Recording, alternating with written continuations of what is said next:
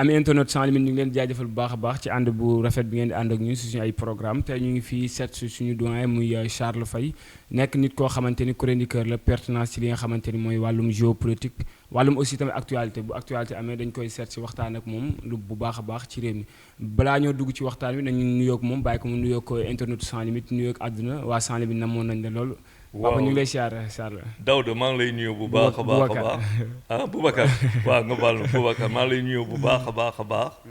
di nuyu ko nga àndal ak xamante ñëpp ñoo xamante ne ñoom ñooy seetaan sans limite. sans limite nag macha allah mu ngi yéeg bu baax. macha allah macha allah. tey dañuy ñëw xuus ci li nga xamante ni mooy waxtaan wi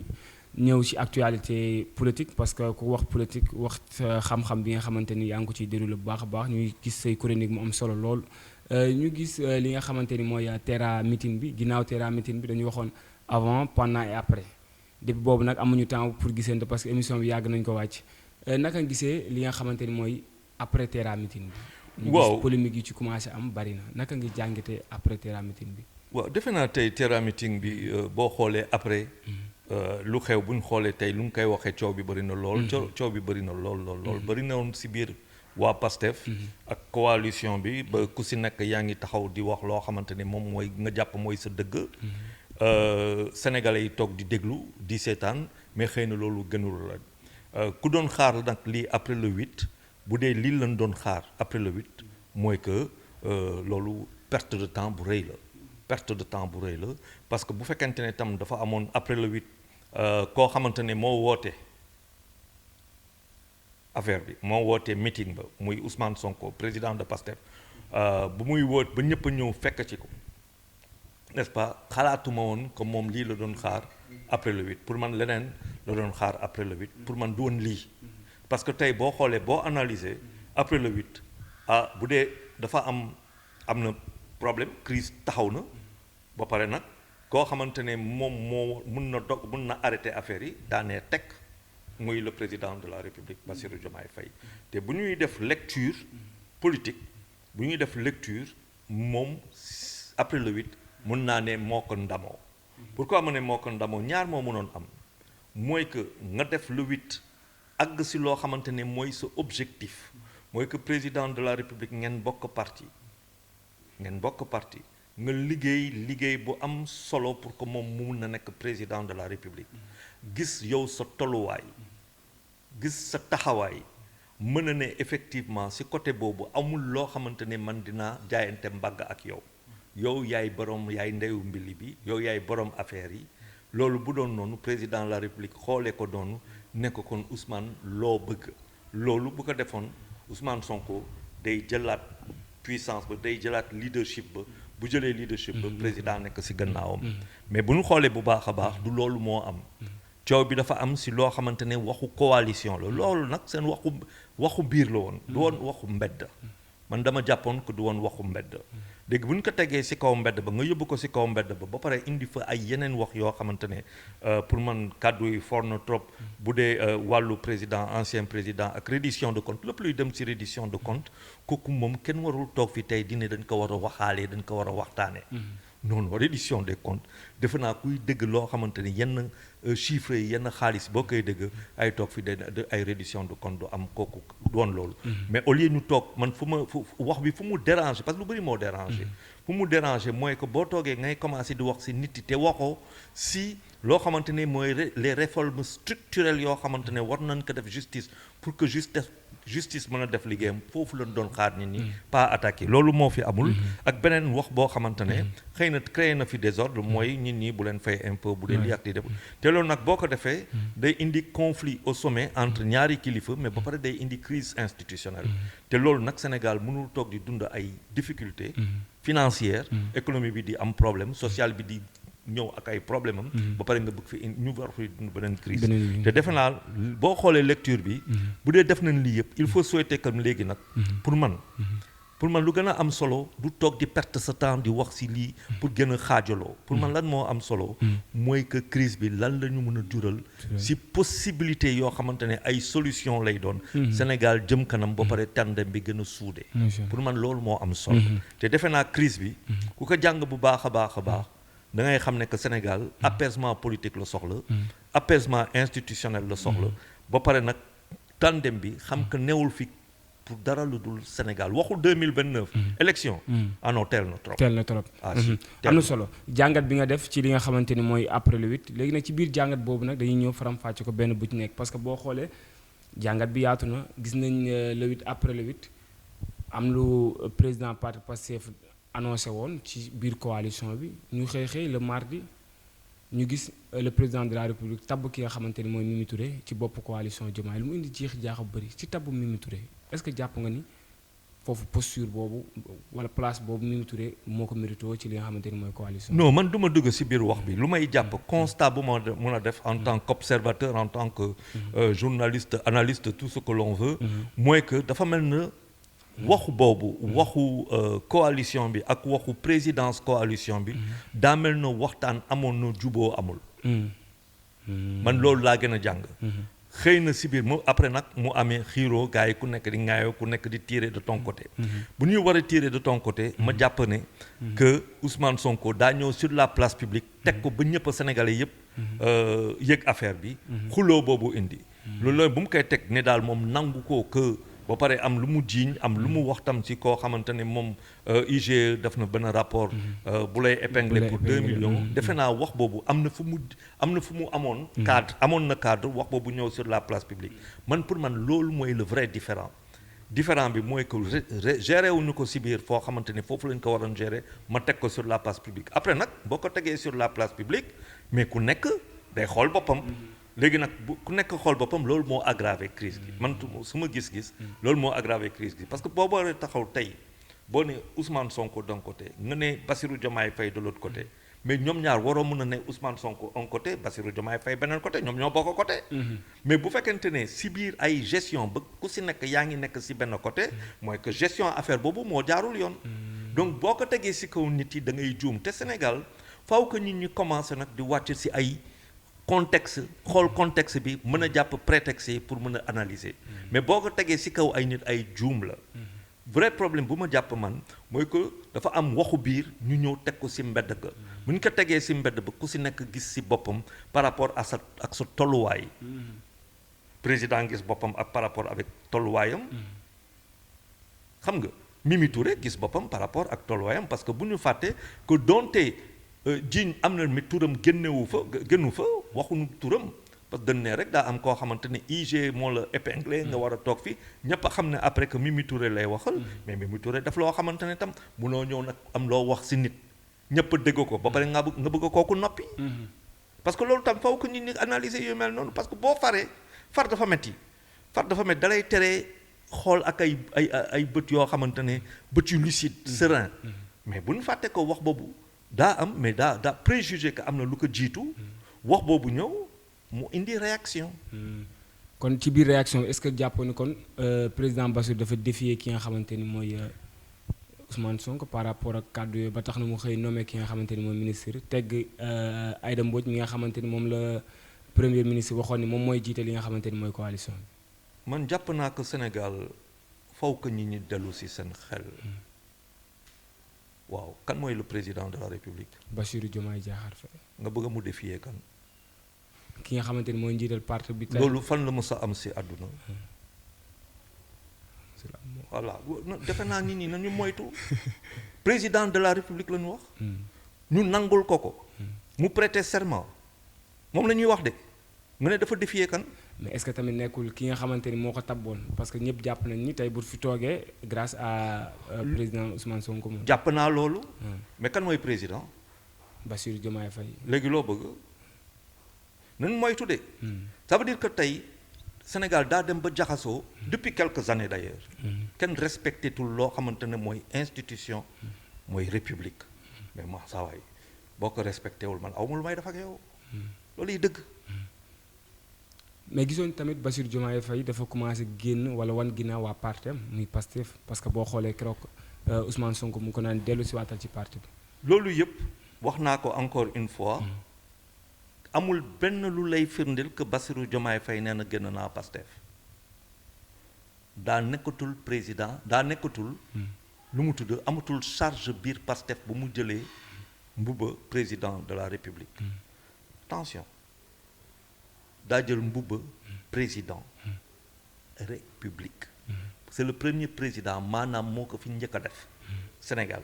ñeenti président jiitu nañ ko ku si nekk yëpp ku si nekk nag sa patron wu parti moom nekkul patron parti daanaka bu muy nekk président newuloon patron parti mais daa démissionné de son poste de secrétaire général bu ma juumul du dëgg mais à partir de ce moment là il ne peut bu doonte sax leneen président de la république rek la mën a nekk représenter suñu république maintenant si biir parti bi dafa am ay wax yoo xamante ne si du parti bi à mon sens si biir parti bi la war a toog man dama jàpp ne que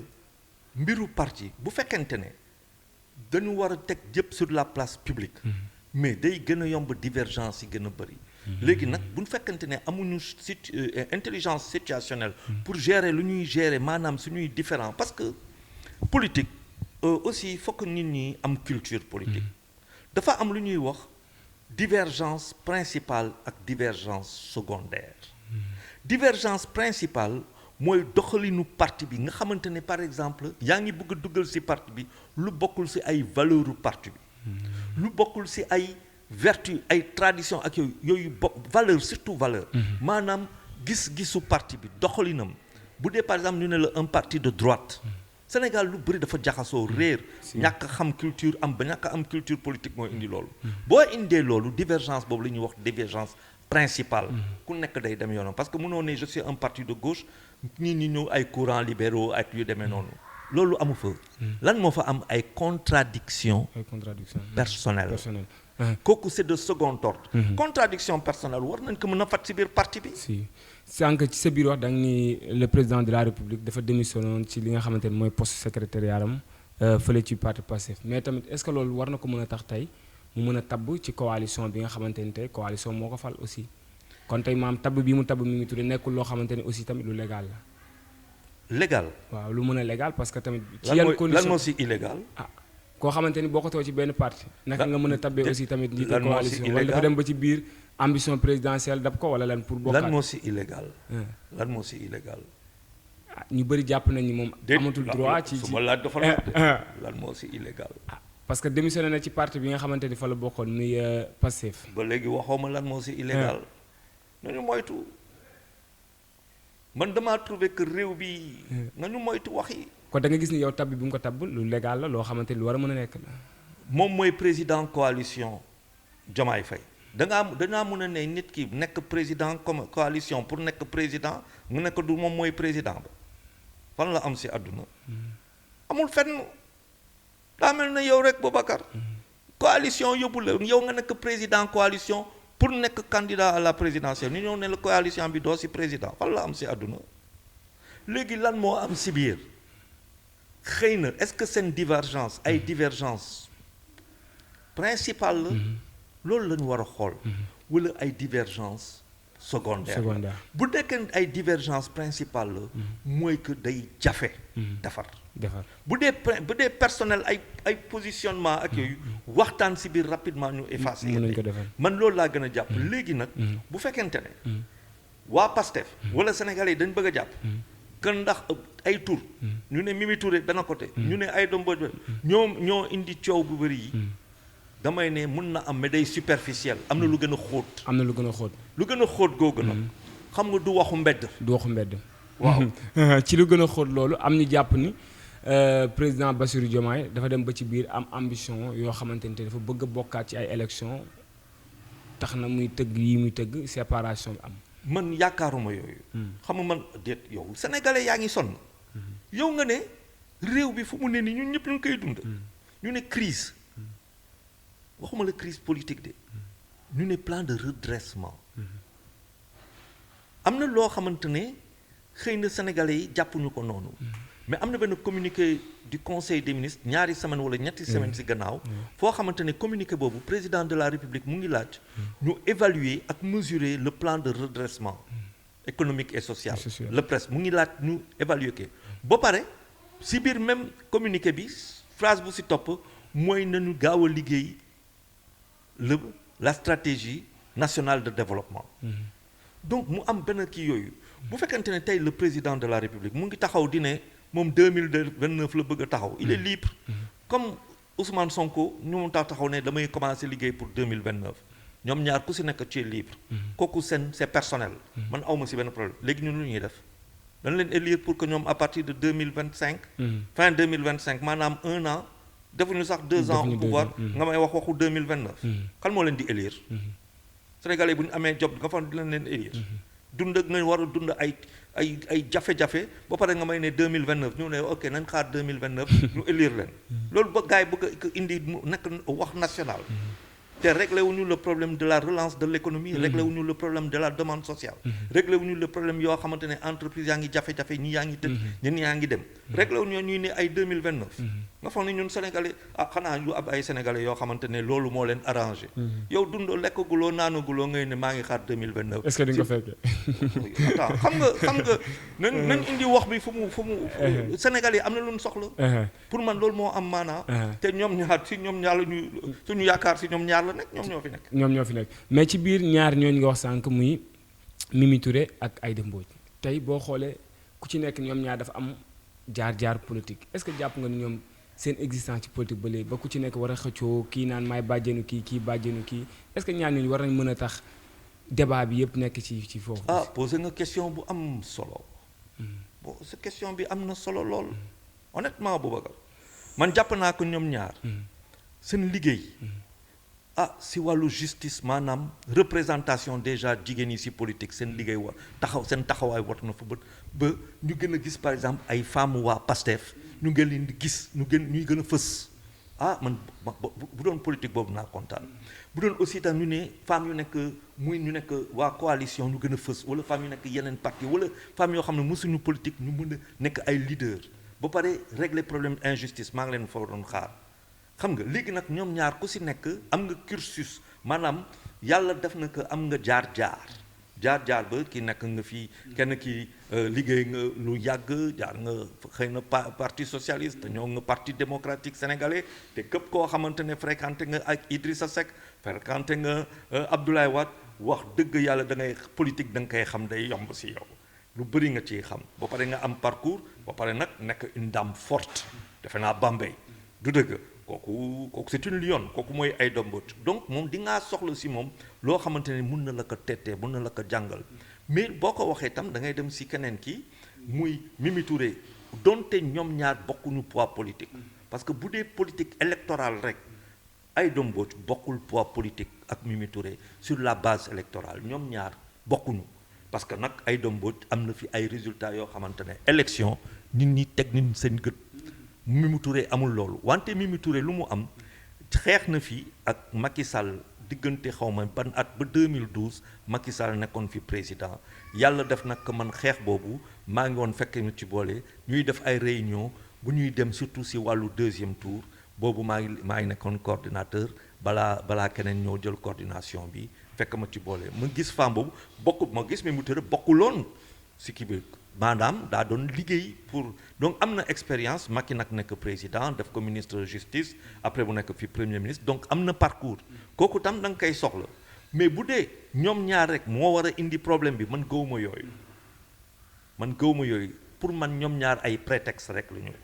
mais contexte am na ba pare pour ñoom ñaar pour man contexte am na contexte bi demuñu au fond ñu bëgg a nekk ci prétexte bi te man prétexte bi c'est superficiel léegi est-ce que ñoom ñaar ku ci nekk lan ngay wër politique buy bàyyi xanaa ay 95 ans yooyu 100 ans nga door a bàyyi politique boo mënatul de mais tant que yaa ngi koy mën da nga koy def et elles existent léegi question bi bu nga am solo mooy que les jeunes mënuñu ne tey képp ku mag rek 50 ans 60 ans boo ko passé waroo politique kooku ñàkk a xam àdduna la mais lii boo ko xoolee bu baax a baax da ngay xam ne que prétexte rek la contentieux bi war nañ ko gën a càmbar te war nañ ko gën gaaw a régler. kon ci loolu am nañu jàpp ni Mimi Touré dar dañ ko war a teggi fële mu nekk limogé ko bu waxtu bokk ci nguur gi. loolu am na waa PASTEF ñu ko wax. premier ministre wax na ko. jiitu PASTEF wax na ko loolu mooy gis-gisam.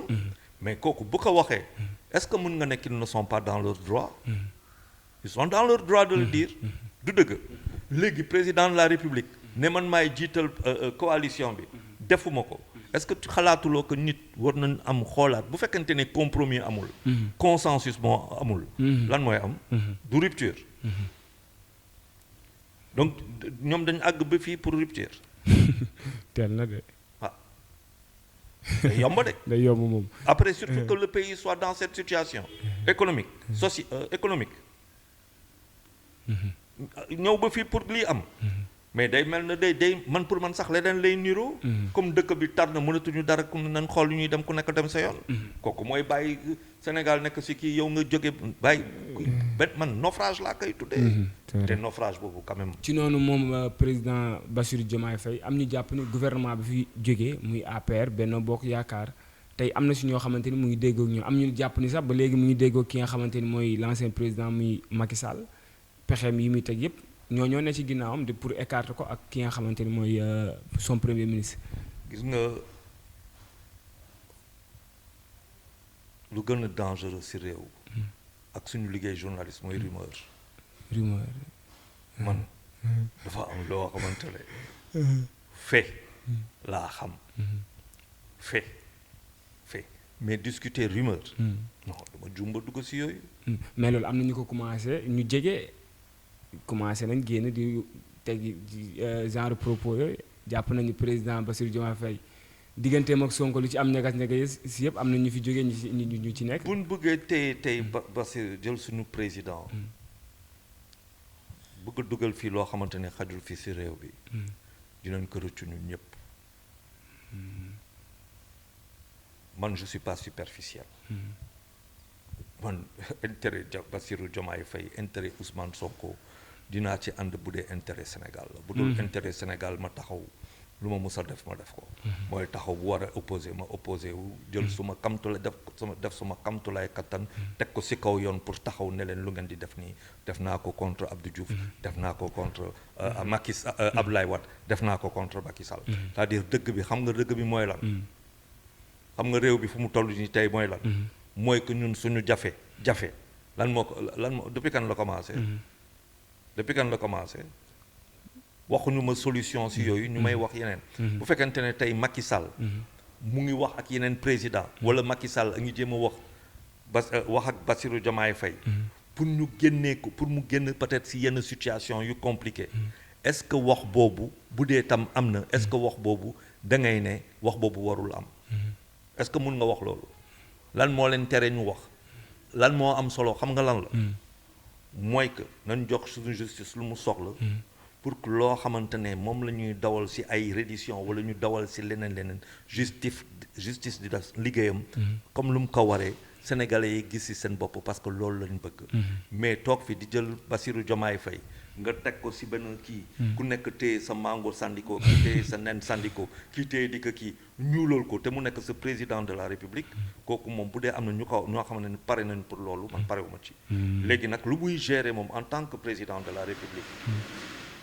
ñu bëri xamuñu ko. parce que nag président du caaxaan. sécurité intérieure sécurité aux frontières représentation. sous-régionale régionale internationale. moom la ko constitution jox. léegi ci biir loolu am na ay jafe-jafe avec son premier ministre jafe-jafe yi xanaa tey lañ koy wax mais on a vu un premier ministre taxaw ne nañ ko jox mu gérer bu dee nit ñi amuñu autorité moom am na ko du dëgg am na ay wax yoo xamante ne mun nañ toog mun nañ nangul Sonko lu bëri mun nañ ko nangul sax comme moom moo liggéey ba troisième alternance am boo ko waxul maanaam naafeq yi ñoo ko ñemewoon liggéey na loolu mais Sénégal fu mu toll nii tey faw que ñu restaurer les institutions respecter leen jox république bi gëddëm restaurer la justice sénégalaise toog fi di ne ay Jomaay léegi seen problème crise interne politique man ba léegi gars yi teguñu ko sur la table ba nit ñi xam ko seen problème crise bu dee la crise profonde ba léegi sénégalais yi xamuñu ko kon maanaam xam nañ ko am na crise xamuñu lan la véritablement parce que ku si nekk yaa ngi dans les artifices d'une crise man crise bi toog di si wax c'est pas ça mon problème kan maanaam lu muy dëkkee kan lay ñëw lu muy dóoree yooyu kan moo si préparé c'est vrai kan moo préparé à une rupture entre Diomaye Faye et Bassirou Sonko les Sénégalais sont préparés à ça pourtant mën na am wala mënul am c'est vrai tout est possible parce que ak li ñu commencé qu'est-ce que ça va nous coûter qu'est-ce que ça va coûter du point de vue stabilité, du point de vue institutionnel, du point de vue de beaucoup de choses, qu'est-ce que ça va nous coûter? Est-ce que le Sénégal mën na antan benn crise bu demee noonu surtout nii avec un Ousmane Sonko qui ira à l'Assemblée nationale, mun nga ne que il ira à l'Assemblée nationale ba déwén et que le président de la République pourra changer l'Assemblée nationale, la dissoudre en novembre 2026, mais après tu as 2027, 2028, 2 années yooyu. Les Sénégalais, tu penses qu'ils sont préparés à ça? kon jàpp nañu ñoom ñaar seen ànd mooy li gën mais bu ñu ñëwee tamit ci démission parce que am ñu ñuy jàpp peut-être que démission Ousmane Sonko war na mën daf a leen di nekk arrangé. war na mën a nekk. Non am na ñu bëri yoo xamante ne démission Sonko daf leen di arrangé. lu tax mu leen di arrangé. mais parce que xam nga tey pour man Sonko il a une opportunité. maanaam nekk fi koo xamante ne réforme structurelle ci justice indi na ko. ba sans pour autant moom ci boppam mu nekk le justicier politique. mais moom def na kattanam def na lépp loo xamante ne ba justice mën a régler yoo xamante ne mu ci wàllu reddition des comptes mën ko mën a régler ci affaire Badji Sambou ñaari gendarme yoo xamante ne dañu disparaître moom fexe na def na ba nga xamante ne justice bi mën na régler loolu ci ay temps parce que justice bi ku wax tey ku dëgg Cheikh Ba président de UMS loolu la wax Sénégal 546 juges la am pour 18 millions d'habitants ku ci nekk am ay kii donc Sonko bu liggéeyoon loolu ba loolu ñu mun ci gis te ba maanaam bu ñu yàkkamti fii ba 2029 mais l'essentiel ay résultat am dinañ ko jàpp comme koo xamante ne moom moo indi réforme boo xamante ne tax na yii jugement am te ci yoon la jaar te moom tegul pression ci kaw la justice ba pare impunité dootul amati maanaam bu fekkante ne da nga doon jalkat yi def loola neex léegi loi day dal sa ko bu dee moo ko def mais du point de vue politique mais gain bu muy am politique boobu day doon gain bu extraordinaire dina leen ko jàpp comme celui qui a amené le changement irrémédiable et irréversible dans le processus de l'indépendance de la justice et dans le retour du droit avec une justice lu mu tudd bu ñuy restaurer mais loolu bu ko amee du ko ndamoo 2029 kan moo ko mën a tere mu ndamoo loolu président de la République lan la ñuy xaar ci moom mooy stabilité ñëwaat ci réew bi ñu xool lu ñuy gérer lu ñu war a gérer investisseurs yi ñëw fees dell ba pare justice bi nekk soit restaurée donc y a pas de problème pour man bu fekkente ne ku ci nekk da nga xam lan mooy sa périmètre boo xamante ne ci biir périmètre boobu nga war a liggéey léegi ñun loolu lañu war a liggéey président nañ ko jox loo xamante ne tant qu'il est président de la République parce que nag lu bëri amel na ko lu bëri Sonko moo ko liggéey mais comme yàlla def na ko affaire yi nii la doxee na ku nekk gérer son périmètre pour le Sénégal ci biir périmètre boobu dañu dégg keroog am vidéo bu commencé di circuler ci suñu maam Abdoulaye Wade doon ko wax que premier ministre dafa war a yem rôle premier ministre kon est-ce que jàppoon ni tamit suñu premier ministre dafa am tamit beneen ambition wala beneen gis-gis mais waaw bokk ci lu xaw a indi yenn jaxasoo yu bëri pour la première fois ñu am premier ministre boo xamante ne président de la République daa bokk ci njabootam moom moo njabootee kon bokkul ak Abdoulaye Wade situation yi bokkul xamuloo yàlla dafa def ko moom mooy premier ministre mais daa am loo xamante ne xel moo koy mottali situation bu amee xel moo koy mottali man fa laay invité Sonko waaw Abdoulaye Wade lu mu wax si benn contexte bu ute la contexte bi bokkul du dëgg du dëgg kon xel mooy mottali yeen bergee jàppale man liggéeyal Sonko liggéeyal Bassirou Diomaye Faye ba 2029 mu liggéeyal la pour 2034 voire 2030 lu mu tudd 39 kon ñoom ñaar seen ànd daal da nga gis ni warul doon loo xam ne c'est inséparable bu ñu séparé wu kay dañuy tardel yàq lu bëri bu ñu séparé dañuy tardel yàq lu bëri dina tax suñu jeunesse yaakaar bi daa fort ñu bëgg a Sonko bëri nañ Sénégal lool xam nga te ñoom bu ñu séparé parce que forcément day souffrir parce que dina am ñu ànd ak Sonko ñeneen ñi ànd ak Diomaye te loolu kan moo siy gën a gagné c'est pas forcément ñoom ñaar benn troisième voie mën na fël kenn mën na bëtt rek jël intérêt jël lépp gàddu dem yoonam donc ñoom war nañ calculer na Sonko liggéeyal Diomaye 2000 ba 2000 na Sonko liggéeyal Diomaye 2024 maanaam Sonko liggéeyal Diomaye 2024 mooy lu jot a am 2024 waaw Diomaye liggéeyal Sonko 2029 loolu mooy deal te loolu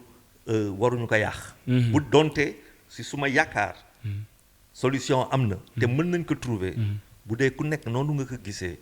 ah kon on reviendra mais ñu ngi fort ci wéy béy que ñoom ñaar gisante nañ toog nañ waxtaan parce que ñu ngi koy gis ci Babacar Kewelo joxe nañ les informations que ñoom ñaar danañ ko réconciliation am na seen diggante. sant yàlla. est-ce que réconciliation boobu ñuy wax tey mën na mel wala mën na rafetaat ba mel na meloon bu njëkk en avant. mën na gën a dëgëral mbir gi ku si nekk xam kanay kan. dama lay xam nga xam ma. Boubacar bu fekkente ne ñun ñaar jot nañ xuloo nga xam ma xam la xam suma doole ma xam sa doole. ba pare si kaw loolu ñu dépassé loolu yëpp pour àndaat. respect bi day gën a yokku. parfois day baax ñuy. dóorante quoi am divergence. waaw parce que xam nga bon man par exemple je suis un judoka mais du kung fu xam nga loolu moom arts martiaux moom sport. mais suma partenaire le meilleur partenaire que j'ai eu dans ma vie. c'est mon adversaire. moo lay may xoolal Brésil doon ñu 2-0 moo tax ñu. xaw yóbbu nañ à la parce que loolu moom faa ñu tëjee ci mais match boobu il faut après ñu ci donc Brésil boobu moo tax Kenya bi jël tey. dëgg la loolu mooy. il faut après loolu noonu ñëw si kon ni ma am seen diggante jàpp nga ni war na mën a rataxaat war na mën a ànd liggéey ba 2029 moom lay defe naa ku bëgg Sénégal. defe naa loolu lay laaj quoi. ñun daal war na rataxaat te da war a ratax. mais ñi taxaw pour seen diggante tas nag un message. yàlla ñu bëgg bañ a am. waaw. yàlla fekkente ne am na ñoo xam ne dañuy liggéey pour ñoom ñaar ñu yàqule. yàlla leen ñu bëgg mu bañ a am. waaw c'est normal ñoom ñu koy bëgg. ñoom ñu koy bëgg. ñoom ñoo war a xam pourquoi ñu bëgg ko. mais kooku c'est pas le problème des Sénégalais. mais ci silence su peut-être yenn ay DG wala yenn ay ministres indi na jeexi jaaxa ci réew mi. man daal bu doon man tey.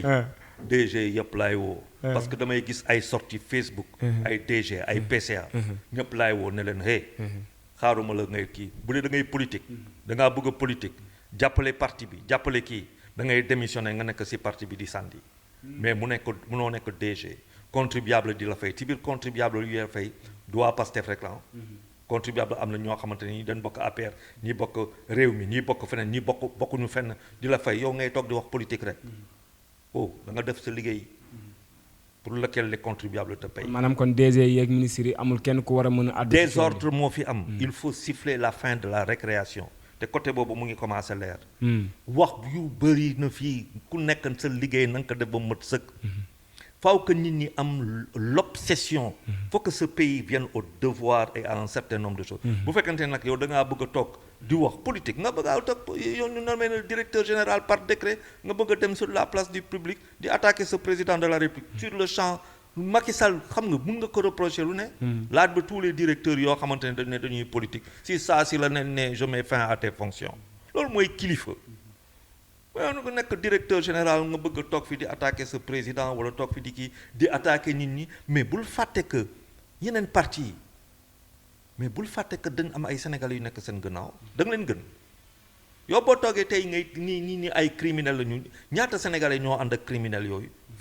criminel entre guillemets yow nga leen di traiter de criminel donc tous les sénégalais yoo xamante ne dañu ànd ak APR di votel APR ñoom yow respecté wu la leen nga nekk directeur général te ñooñu si ñoom mu am ñoo xamante ne ñoom sa salaire si ñoom lay jógee mais non attends il faut qu'on dise la vérité à ce pays-là il faut que le président mette un terme à ça et ça doit commencer par le premier ministre pour dire aux gens de son parti nañ teg man dañ may téye di ma saaga bëccëg guddi go parce que boo waxee loo xamante ne ñoom kontaanuñu si tey la si Facebook saaga la comme ni ñu ko bëggee ñi ñu toog di wax si yow mais ils se prennent pour qui ces gens-là mais bu nga xoolee bu ñu toogee nii si biti nii tu pourras me dire n'importe quoi loolu lañ bëgg léegi mais loolu c'est nouveau kan ban directeur général moo fi sañoon no ngay am ba di wax sax si ay étrangers un président de conseil d'administration qui parle des Chinois alors que tu as un ministre des affaires étrangères qui est là on a vu le premier ministre du dafa dem Turquie lan la doon yàkkal Turquie bu muy nekk opposant bu mu demee si Erdogan lan la lu ma waxee ak lu mu doon wax avant ak léegi est-ce que c'est pareil donc day wax que parfois il faut qu'on fasse attention à notre il faut arrêter le cinéma. Et gis nañ que temps yi ça s'est arrêté bu fekkante ne léegi nag Pastef day liggéey pour 2029 ça c'est naturel c'est normal nangu naa ko mais du waxu directeur général du waxu ministre non. kon ñooñu dañoo war a ñoom waxu république lañ am ak gouvernement uni ak politique gouvernementale. mais lu may jaaxal parfois da nga gis yenn DG wala yenn ministère saa dañuy summi seen casquette DG dem ci casquette politique bi. kaay ma wax la amoon na fi ay jamono. da ngaa mës a dégg Pastef dañu loué ay bus pour rassemblement. non. da nga kaa mës a dégg. non non.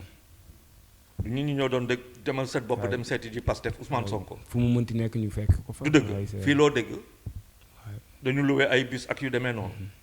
bus gratuite yooyu. ah ay bus yoo xam ne gratuite lañ ko doon teg. waaw léegi Macky Sall lan la fi doon wax boo gañewul sa gox ma dàq la directeur général. boo gañewul sa gox ma dàq la. léegi nooy gañee sa gox ak lan ak say bëj. ak say dërëm yu nekk sa poche. non nañ bàyyi yooyu. waaw am na solo mais Sonko 2029 dafa mel ni xale yaa ngi koy commencé actuellement ñu ngi koy préparé parce que boo xoolee réseaux sociaux bi yëpp Sonko 2029 la ñuy waxtaanee. président Pastef. waaw ak waa Pastef. nañ commencé liggéey Sonko 2029 c'est naturel. man dama ne premier ministre Ousmane Sonko. chef de gouvernement du Sénégal. Sénégalais yi. da nga leen war a rapporter des réponses à leurs problèmes quotidiens demande sociale problème économique loolu yëpp moom la ñuy xaar ci premier ministre donc dafa am ñaar man du ma toog fi di wax 2029 loolu boolewu ma c'est normal ñoom ñu xalaat 2029 maanaam 2024 am 2025 jeexagul fettewuloo sa deuxième année ngay wax 2029 j'ai eu ce même problème avec Macky Sall gagné présidentielle 2019 31 décembre 2019 Babacar Fall laaj ko ci RTS alors troisième mandat te yaa ngi gagné élection mu ne du ci wax parce que du waxu kii te pourtant moment boobu bu noon na leer yëpp ne mais Babacar ka 2024 ne wu ma fii damay dem yow ngaa bëgg man tey nga fa na xanaa Sénégalais yi ñoo ñàkk fayda que Pastef di ko pare kooku je suis d'accord parti la que Sonko di ci liggéey chef de parti la que le Sénégal toog di xaar 2029 te yow amoo looy lekk amoo looy naan yaa ngi dans le trou 4e étage mooy que vraiment. xamoo dara mais est-ce que tamit jàppoon ni politicien bu bëri bi am na lu muy yàqal Sénégal ci lu bëri maanaam bu état bu bees tegoo dañu war a jël politique teg ne ñëpp booloo ànd liggéeyal réew mi. ah boo demee ci réew boo xamante ne 546. juge nga fi am magistrat nga dem ci réew boo xamante ne munoo amoo fi 150 ophtalmologiste amoo fi 150 cardiologue amoo fi 150 lii 152 000 nga xam ne ñun politicienne rek la ñuy def liggéeyuñu dañuy caaxaan looluy dëgg tey kay réew bi soxla mathématicien ingénieur médecin menuisier lépp qualifié lépp lu ñu soxla moom waxuma la diplômé dañu soxla diplômé ak qualifié waxuñu yooyu ñuy wax politique quoi si c'est ça qu'on veut tant pis pour nous. mais ci Sonko 2029 boobu dafa am ñoo xamante ni presque fan yii. yow doo ma wax la ne du Sonko 2029 non parce que boobu il faut ñu taxaw ci tuuti parce que pour ñu bokkam dafa am ñoo xamante ni da leen xaw a jaaxal war na mën a bokk wala warta mën a bokk. parce que boo xoolee après 2029 waaw ci parce que dégg nañ Mame Mbaye Niang keroog sortie yu mu def fële ci RFM àdduna ci tuuti. bu fekkente ne man daal dafa am benn question boo xam ne mooy. bu fekkente ne Sonko jafe-jafe bu mu am ak Mame Mbaye Niang jafe-jafe boobu c'est politique wala c'est pas politique. waaw ci terrain ci langue politique gi la. bu nekk ci langue politique amnistie amul. oui. xaw ma ne damay laaj. bu fekkente ne daal amnistie am na damay laaj borom droit yi ñu wax ma ñu expliquer xam nga Sénégal dafa doy waar. Sénégal mooy réew boo xamante ne dañu jàpp koo xamante ne mu ngi tudd Ousmane Sonko mu nekk contumax. ñu yóbbu ko kaso ba pare nag ba léegi contumax la article 305. du code de procédure pénale am lu mu wax gars yi ne ko non luy article bi ñun concerne l'affaire bi donc Sénégal ça marche sur la tête. du dëgg. mais pour man bu ñu bëggee ne Sonko. waru fi nekk président en 2029 tey jàmmu Sénégal daal xalaatuloo ko waxaguloo ko waaw pour man loolu la que Sonko na liggéeyal Sénégal 2029 si kattanu yàlla mu nekk yàlla may ñu ñëpp ñu fekkee ko mu nekk fi candidat jàmmu Sénégal ne ñooy parce que pour man am na benn amnistie bu effacé yenn yi à moins que peut-être comprendre ma léegi nag bu ñu ne noonu loolu bokkul ci amnistie yi amul loo xamante ne suñu assemblée nationale bi mënul ko teggi du dëgg ay loi rek yu ngay changé la majorité bi kan moo ko yor Ousmane Sonko. donc est-ce que ça vaut la peine qu'on perde du temps sur ces questions oui. Am na solo sinon nag la ñu ñaare ñëw ci li nga xamante ni mooy président des unions des magistrats du Sénégal gis nañ ko keroog sortie bu am solo bi nga xamante ni def na ko fële ca RTS naka nga jàngatee sortie bi ak li mu wax ci justice bi. man lu mu dafa am loo xamante ne wax na dëgg boo xoolee comme bu mu toogee di man si moom laa dégg 546 juges dont magistrats dont téeméeri ay jigéen la ñu 446 yi ay góor la ñu Sénégal 46 départements problème yu demee noonu charge de travail yi dañuy ñi ne 300 et quelques dossiers ñu ne la ñaari cabinet ñoom Kaolack keneen ki ñaari cabinet lay gérer keneen ki il a 750 affaires yoo xamante ne benn nit war a am 100 moo tax c'est ingérable c'est ingérable 65 ans après c'est ingérable ça veut dire que ñun on n'a pas fait en sorte le plus simple defuñu ko on n'a pas fait en sorte ñu am plus de 1000 et quelques juges wala 2000 wala 3000 juges ñu tas leen ci biir Sénégal ba mu jeex ñun liggéeyuñu loolu 18 millions d'habitants ñun liggéeyuñu loolu pour que ñu am un ratio boo xamante ne day teggil yenn coono yi teggil yenn problème mu ba pare xalaat santé nit ñi ba pare justice gën a gaaw xalaatuñu loolu xalaatuñu loo xamante ne day permettre aux juges aux magistrats ñu am ay garanties constitutionnelles parce que ci biir texte yi la ñu xool ba nga xamante ne exécutif du mën a ñëw ingérer wu ci ñoom seen doxalin waxuñu loolu digitalisation defuñu ko ba nga xamante ne muy Dakar ak fépp foo xamante ne Sénégal nga nekk dañuy digitaliser affaire yi te Sénégal bokk ci réew yu njëkk a commencé digitalisation liggéeyuñu loolu liggéeyuñu loo xamante ne mooy promotion du droit ba nga xamante ne Sénégal nga nekk xale bu ndaw nekk lycée déjà nga bëgg a nekk juriste loolu yëpp liggéeyuñu ko ñu war fi def ay réforme structurelle dans le cadre judiciaire ba léegi waxuñu ci conseil constitutionnel war fi nekk cour constitutionnelle ba léegi waxuñu ci au conseil de la magistrature lu mu tudd conseil supérieur de la magistrature président de la république waxoon ñu fi newoon avant boo nekk opposition nga ne man ba ma ñëwee du ma si bokk boo ñëwee da nga say gën a taxaw ba pare sa ministère de la justice garde des sceaux tuteur comment dire parquet ne si biir donc faw ko ñu xool loolu ana le juge des libertés ba léegi ñëwagul donc liggéey am na liggéey bu bëri donc je suis d'accord en phase avec lui par contre lu ñu war a moytu mooy que ay magistrats yoo xamante ne dañuy jàkkaarloo avec l'exécutif loolu warul am ay partenaires la ñu donte exécutif mooy yóbbu loi finance projet de loi finance moom moo koy yóbbu assemblée voté ko mu ñëwaat ci exécutif mu séddale lu muy séddale waa pouvoir judiciaire am ci seen wàll mais dañu war a def en sorte que pouvoir yi autonome ba pare ñu restaurer la dignité ñu restaurer la justice dans le Sénégal renforcer ko gën ko yoxal loolu liggéey la loolu réforme yooyu Ousmane Sonko il est premier ministre. mais est-ce que ci séparation pouvoir yooyu pouvoir judiciaire exécutif ak législatif est-ce que séparation yooyu parce que boo xoolee ñu nekk ci exécutif bi judiciaire da leen juger ay ministres ay kilifa ay député tey bu ñu leen bëggee woo fële ci assemblée nationale ñoom waa pouvoir judiciaire est-ce que loolu tamit. mais pourquoi ñu war leen woo. au nom de quoi l'Assemblée nationale va appeler les magistrats au nom de quoi au nom de quoi yow boo buggee téye benn député il faut quelles conditions quand un député hormis flagrant délit dindi malaanu kirlaayam ba pare alors tu comprends c'est-à-dire il faut pas que les majorités parce que je suis majorité da ngay def loo xamante ne da lay romb quoi siècle di romb loi bi kenn du ko ñeme laal boo demee constitution États-Unis boo xoolee seen constitution fu ñu ko denc boo demee constitution Inde boo demee yenn réew yi seen constitution fu ñu ko denc seen livre mooy livre boo xamante ni moom la ñu njëkk fu ñu ko denc boo fa ñëwoon wallaahi da ngay xam réew yooyu lan la ñun suñu constitution demal Google non attends boo demee Google demal Google pour nga am constitution 1000 constitution ngay gis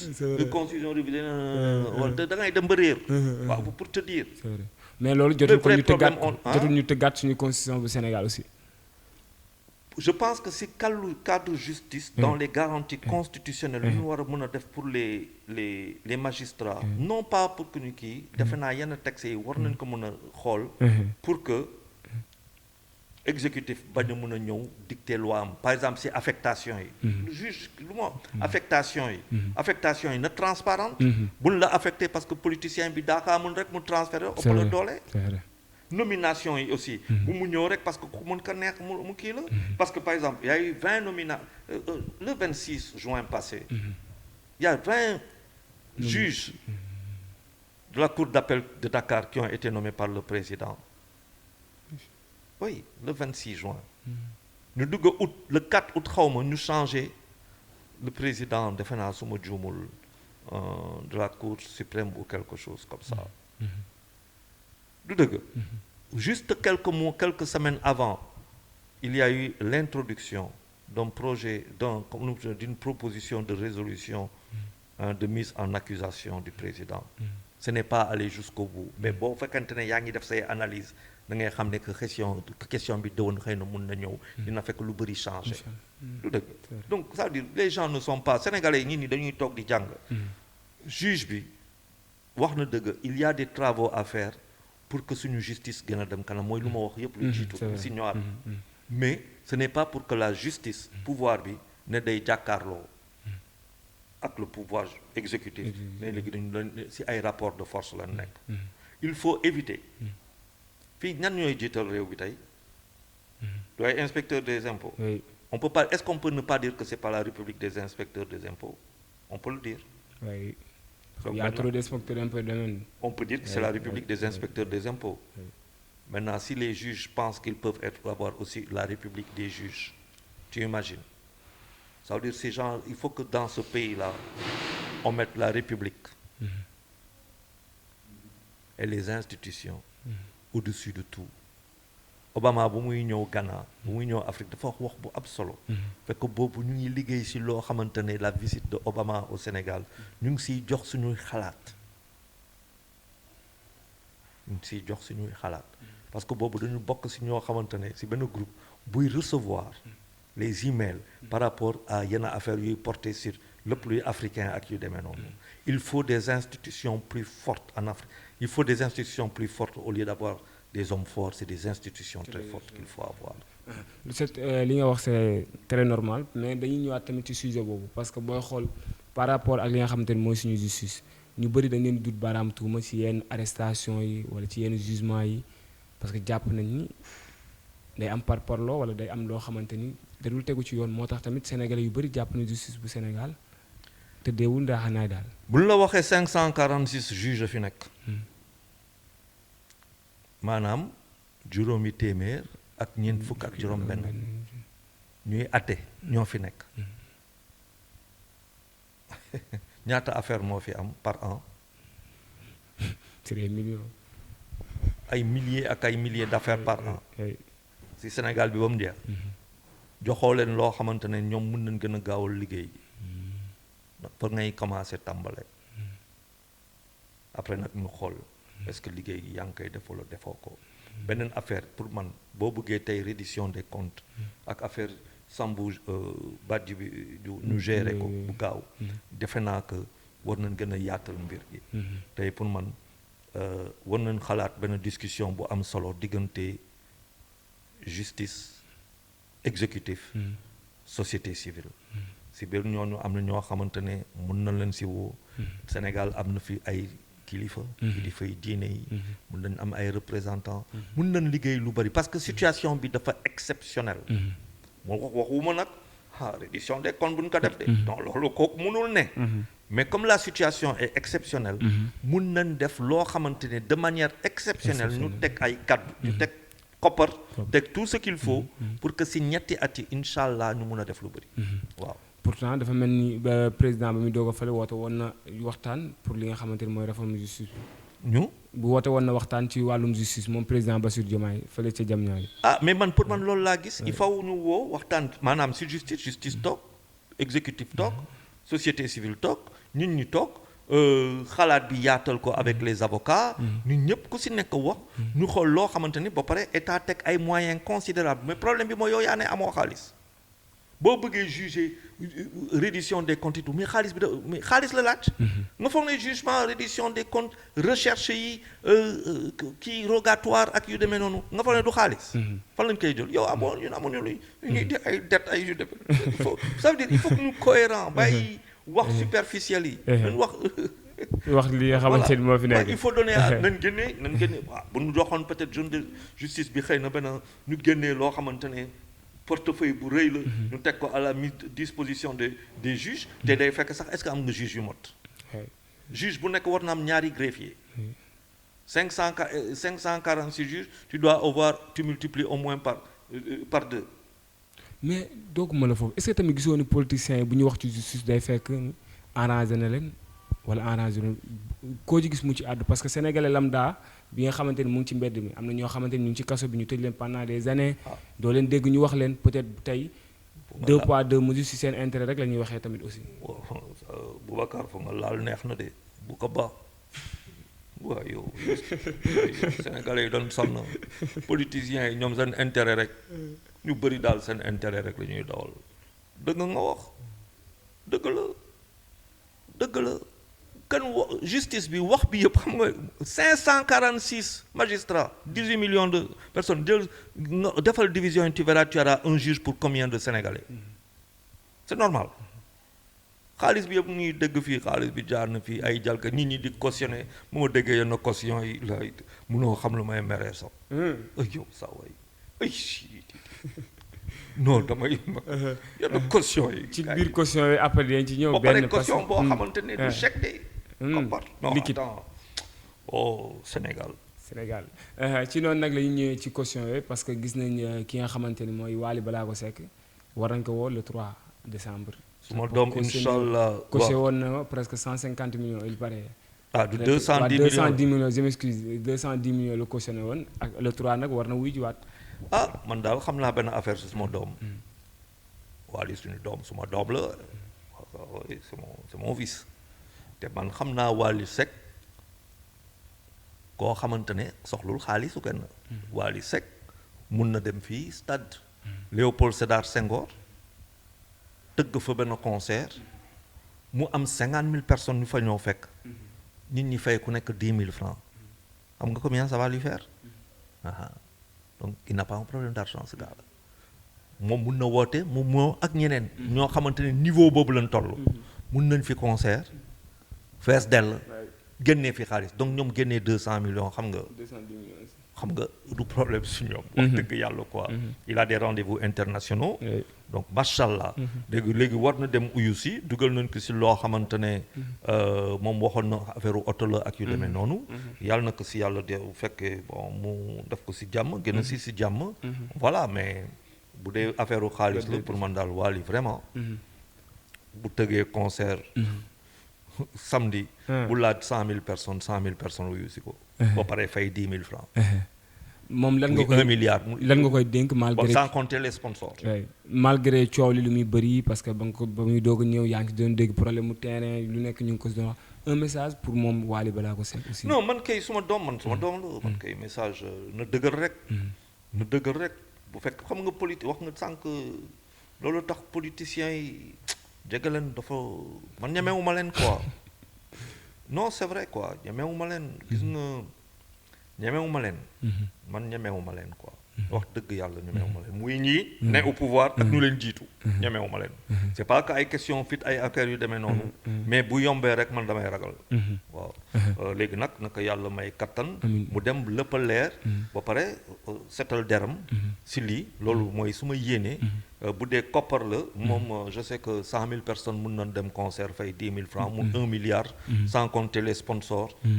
ñu bëri ñu ngi fi xam nga ay gars bu ñu ci tegee ñu liggéey fi 1 milliard 500 ñu liggéey ko nga génnee ko jàmm frankulaay kon am na solo mais le 28 lañ jëmaat muy beneen événement boo xamante ni leaderu Pastef moo ko woote pour li nga xamante ni mooy les martyrs du Sénégal ñi nga xamante ni jëloon woon nañ ay blessures ay gaañu ñenn si ñàkk si seen bakkan ci manifestation yi fi am mu war a woote le grand théâtre fële ca grand théâtre le 28 naka nga ko gisee. waaw man dinaa conseiller premier ministre affaire boobu mu teg ko si suuf nan lu ma wax ni tout ce qui précède waxuma ko pour mu yàqu si kii nañu xool premier ministre moom tey ministre de la justice relève de moom moo koy diriger de sa direction parce que c'est sur les instructions du président de la République que le premier ministre dirige les politiques déclinées dans le cadre gouvernemental te ministre de la justice tey ñëpp xam nañu que xëy na Sonko wala Diomaye ku si nekk parce que bu ñu fàtte que madame Yacine Fall xam na bu baax aussi Diomaye avec lequel elle a eu sur des questions de titres fonciers ay humains liggéey nañ fi ensemble bu ñu fàtte loolu donc man defe naa que liggéey si ay réformes structurelles de la justice ba nga xamante ne exécutif justice dinañ xoolante ba pare di joxante loxo ci jàmm pour man moo gën a am solo que ñuy woote di dem si loo xamante ne ay martyr la parce que boo waxee martyr am na ñu ko nangu am na ñu ko nangul waaw aussi ñu waxante dëgg. dafa am polémique daal. dafa am polémique. dafa am ñu ko nangu ak ñu ko nangul. ñoo xamante ne dañuy yàq seen bien lakk seen affaire ñu bëri na fi de du dëgg. ñooñu c'est pas des victimes c'est vrai que y a des gens qui sont morts mais c'est pas des victimes. ñooñu loolu bakkan gënu ko fort aussi alal jooju yëpp comme ñi ci jot a ñàkk seen bakkan ñi ci tiire bal ñi ñu yàq seen tànk yi. waaw loolu tax ma ne c'est vrai que ce pays est très jeune. La réflexion ne va pas très loin. ku si nekk boo faree rek ngay wax. mais ñu génn kan moo leen wax ñu génn. peut-être xeexal seen. kan moo leen wax ñu xeex. amoon nañ leader boo xamante ne moom. toogoon naa télévision nekk télévision Futur Média je l'oublierai pas. je suis à TFM j'ai fait combien de jàkkaarloo dans ma carrière. de 2021 kii j'ai fait une vidéo le 9 février 2021. di woo di jaar sur ay tour di ne lii buñ ko defee musiba la ñuy dund. toog ba ñu may ne on ne fait pas d'omelette sans casser les œufs ma ne bu kenn jaale kenn Sénégal bu amee koo xamante ne bakkanam daa rot wax naa ko fi non. nañ dem vaar yi xool ko. ku si nekk nag. yaa ngi wax sa kamtulaay kattan de fëgg sa dënn Sénégal ñun ñoo liggéey lu xew ku ne kii su ma yoon je ne suis pas responsable de ça man bokkuma man amuma fit boobu mais bu ma déggee ni nga wax dafa mel ni kon li ñu woote muy les martyrs yow àndaguloo ci carrément quoi parce que non man dafa am ñoo xamante ne dañu ñàkk seen bakkan mënoon na ñàkk oui ak fi réew mi tolloon peut-être ñu jàppoon ni seen ma foog ne dañ maa ba gën a jàmbaar je me suis levé pour me battre contre je me suis levé moi oui buy taxaw di jot pour que le président Abdoulaye Wade ban def 3e mandat parce que du ma wax rek man bokkuma si ñoo xam ne dañuy dem di wax lu ñu fi def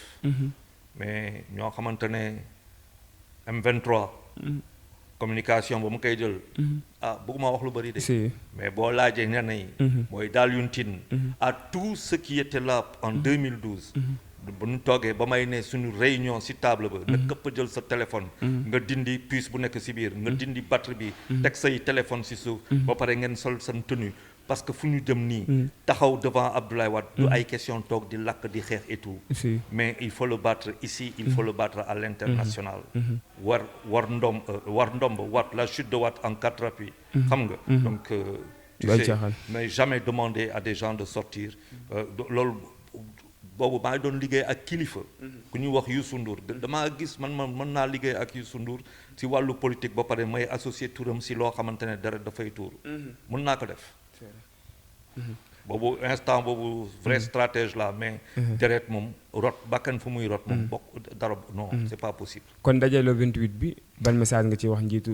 président Pastef man lu may laaj daal Ousmane Sonko premier ministre président Pastef daje boobu daal buñ ko mënoon a différer.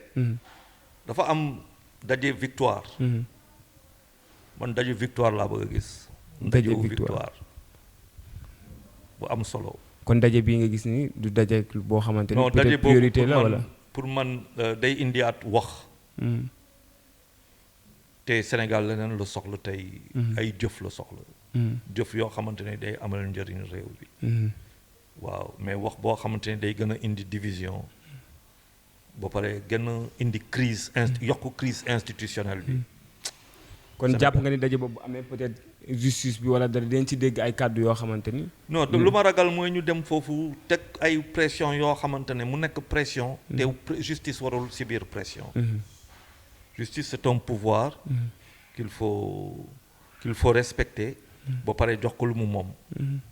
jox ko lu mu moom quoi. pour que mu gën a mën a def fësal liggéeyam. ba pare gagner la confiance du peuple. et que sa dignité soit restaurée. te defe naa loolu lañu amel justice. xaalis bi bëriwul. ñëpp xam nañu ko suñu contribution lu bëri ci bor la jëm fay. donc tu vois dafa am ay réalités yoo xamante ne moom la ñuy dund. mais daje boobu tey am nañu jàpp ni parce que keroog PM mu ngi ko doon annoncé ci le 8 bi am nañu jàpp ni président de la République mën na teew ci daje boobu aussi. encore une fois bon si les gens sont dans des dynamiques de division. nan dem. mais bu boobaa Sénégalais yi dina gën a leer ci seen gët te bu gënee leer ci seen gët kay dina am troisième voie buy gën a te troisième voie boobu bu ñëwee. wan loo xamante ne jàmm ak salaam lay woote. ba pare di yóbbu feneen Sénégalais yi tànn ko dina yomb. am na ay erreurs politiques yu ñu warul def. surtout man daal pour man. waxu 28 boobu. amul sens. pour man waaw bu ko mënoon a teg ci suuf day baax. waaw bu dee juboo am na. liggéey am na seen biir. remobilisation pour un Sénégal du ma ne émergent. parce que amoon na borom. pour un Sénégal debout, redressé et qui regarde l'avenir avec confiance. Pas les martyrs. Il y a eu des morts. Oui. Il y a eu des morts. Il y a eu beaucoup de morts. Oui. Ouais. Il y a eu beaucoup de morts. Wow. Il y a eu beaucoup de victimes des casses. Il y a eu beaucoup de milliards de perdus. Oui. Morts, victimes de casse, des pertes en milliards de francs CFA. Les Sénégalais ont souffert de ça. Plus jamais ça. Léegi nag war nañ liggéey pour ñu xam lu bëri